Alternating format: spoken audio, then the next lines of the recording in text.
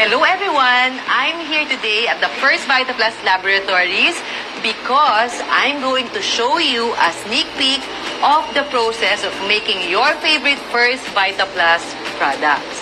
So are you ready?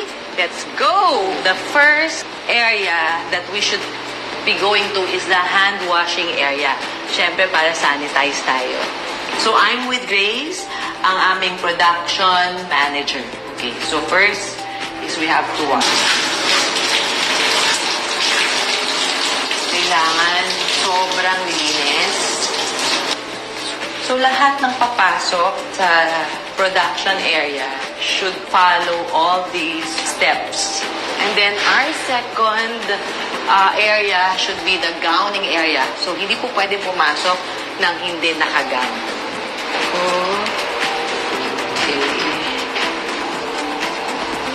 Kailangan natin mag-head cap. And face mask. Kailangan din maglagay ng face mask. Make sure na wala tayong madadala na any germs inside. Okay, this is the foot socks. Dahil hindi po pwede na merong germs na madala from the outside. Okay, there. Bagay naman sa out. Ready na yung Okay. So, asa ng pasyente? So, there are actually 7 steps para matapos ang process to make your favorite First VitaPlus product. So, we'll go to the first step. So, this is the first step, the spray dry section. Okay. So, from the fruit, i-extract siya, so magiging liquid. Pero, syempre, kinakailangan siyang i-turn into powder. So, ito yon. This is that section.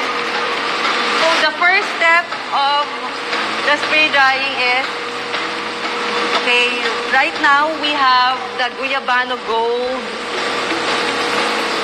Yeah, that's a Guyabano Gold extract. So, from the fruit, pagka in-extract, magiging liquid. So, ito yon. And then, it goes to the mixing tank. And then after, okay, it goes to the chamber. It goes to the chamber for the spray drying.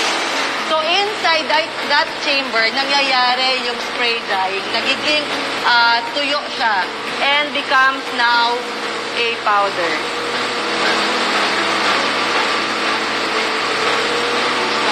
Okay, so that's the first step. So, let's go now to the second step. So, after na nagawang powder, yung ating liquid extract, na Guyabano Gold. Okay? So, we now go to the sieving room. Sieving in Tagalog is sala. Okay? So, kanina, i-collect yung mga powder na nagawa from the chamber. Okay? And then, this machine is called vibro sifter. So, in Tagalog, tagasala. Okay?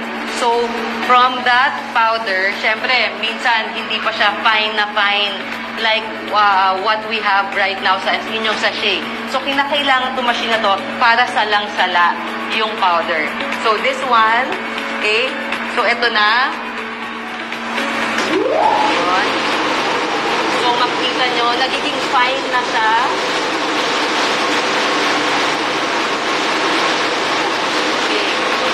Big granules, so it becomes super fine granules. Okay?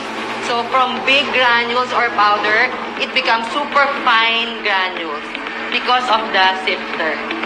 Okay, the third step is after na-sift, after na-sala, kinakailangan i-test muna ang bawat batch ng powder to make sure that the quality is good.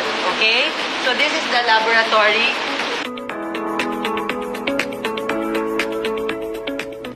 Hello everyone! I'm here today at the first